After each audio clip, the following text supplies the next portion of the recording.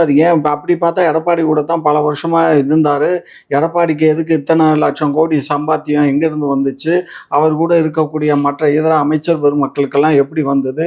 என் வீட்ல வந்து எத்தனை பேர் காத்துட்டு இருந்தவன்லாம் அமைச்சரா வந்தபோது, இன்னைக்கு அவனுங்கெல்லாம் திரும்பி பார்க்க முடியல.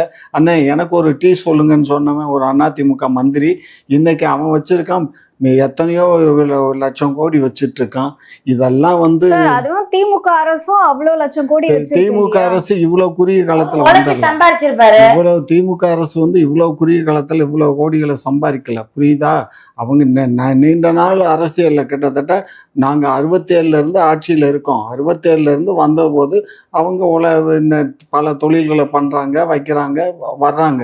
இது அப்படி இல்லை. இது பூமிக்குள்ள இருந்து தானா வந்த லிங்கம் மாதிரி வந்து இத்தனை கோடிகளை சம்பாரிச்சு வச்சிருக்காங்க. நல்லா இருக்கட்டும், எனக்கு வைத்தறிச்சல் இல்லை, நல்லா இருக்கட்டும். அதே சமயத்துல இன்றைக்கு வந்து திரு